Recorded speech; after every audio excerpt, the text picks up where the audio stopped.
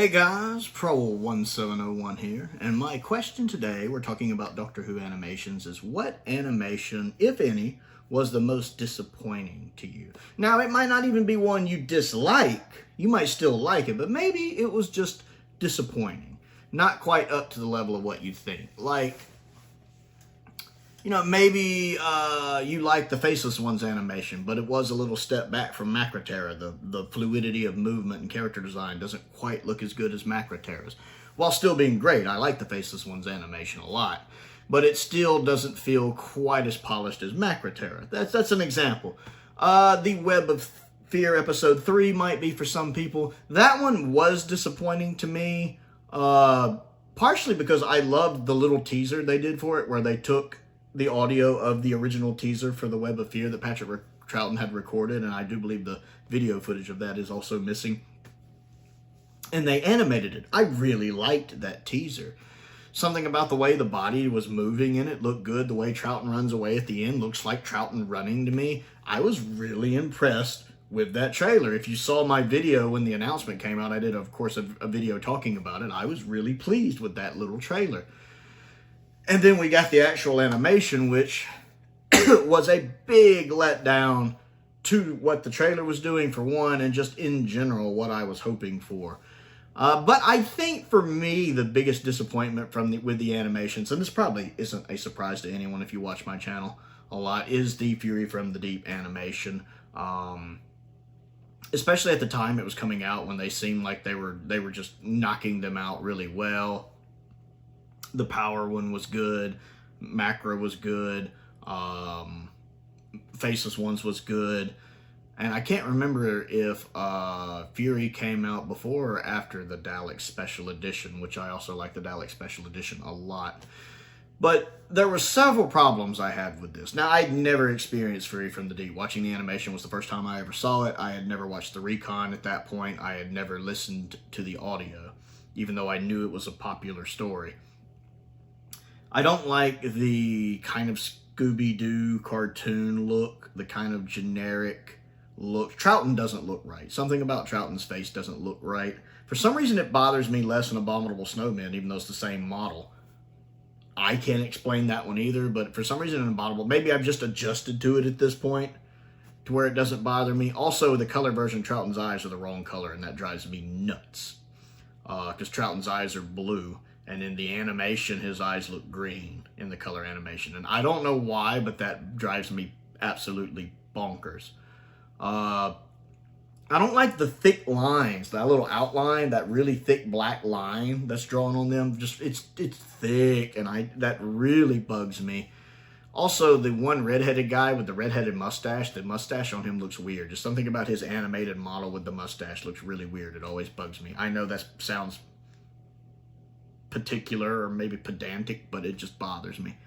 The enlarging of the rooms, I've talked about this several times before. I don't like that they went with a larger scale with Fury from the Deep, where they enlarge the rooms and the areas. I feel like it completely misses the tone of the story. I feel, at least my interpretation of Fury from the Deep, is that it has a more atmospheric, claustrophobic, tight spaces feel to it. Like the guy, when he's going down to check stuff, that should be narrow, not wide areas he's walking through. Of course, the one that ends up getting caught by it and pulled down. I like that character. He's a good character.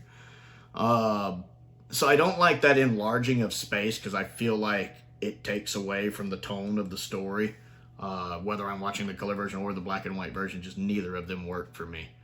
With those enlarged areas. The animation feels like a step back. And again, it was a rushed project, and I can tell it was a rushed project. When they originally started talking about how they were on a deadline and they were having to rush to get it done, I was like, that shows. I see that. And I don't blame the team. I don't mean it to sound disrespectful for the team that made it, because it's the same team that did Galaxy 4 and Abominable Snowman, and I very much enjoy those animations. I have nitpicks with them, but I very much enjoy them. So I do think it's down to just, we have this much to do and this much time and this much budget. The overly long arms are definitely a problem. They don't drive me as nuts as they do some people, but they're definitely there. The scene when Troughton picks up the couch, him and Jamie, and throw it through a window looks like South Park, the way they move. It just pulls me out of the story. And then comparing the surviving footage with the animation, it's such a difference. You take that scene, and I talked about this in another video recently, you take that scene from episode 2 with Oak and Quill gassing whatever her name is. The actual surviving footage of that is terrifying. Terrifying. The cartoon version of it looks like a parody. Just looks like a parody. It does not communicate the same emotional impact as the surviving footage, and I'm willing to bet a lot of the story would be like that if it existed. Now, I don't necessarily mind how they changed the helicopter scene. I think the comedic bit that it originally was might have been harder to get across in animation. It's a little odd, but it doesn't bother me. It's just kind of there. I mean, my favorite way to watch Fury is the recon anyway, which tells you just how much of a letdown the animation was for me. I don't know. There's just some odd shots in it, too. Like that final shot of Troughton. I'll miss her, too, Jamie, and it's done at this 45-degree cut or whatever. It's weird. There's definitely a lot of design choices that I just didn't care for. I remember the first time I watched it just being utterly disappointed with it. I don't think I've been disappointed with too many lately. I really wish they'd kind of gone a different route with Toy Maker, but as I've said before, it's not fair to judge Toy Maker 1 before I've seen it completely. 2, I think that kind of animation style could fit the fantasy nature of Toy Maker as well. I'll do more on that after I watch it and I get a review for it. But my initial thought to the trailer was, what? But I'm willing to give it a shot and see what I think of it. I don't mind. It's a story I think you could take some creative liberties with, honestly. So I want to know, what do you think? Is there any of the animations that you find disappointing? Which animation do you find the most disappointing? Not necessarily the one you think is the worst, just the one you find the most disappointing.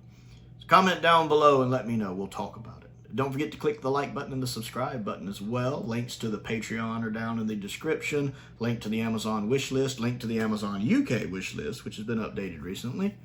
I also want to give a shout out to 2 of my top tier patrons, Colin Coney and Perkins. I appreciate their support, as I do the support of all of my patrons. It's very much appreciated, each and every one of you. Had a couple new ones joined lately. Shuckle King has rejoined. Unknown289 rejoined recently.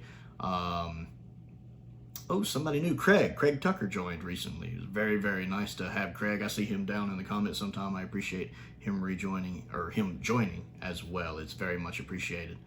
And the P.O. box is down there as well. If there's anything you'd like to send for me to look at and review, I am currently reading through a Target novel that was sent by one of my subscribers. Looking forward to getting a review of that done.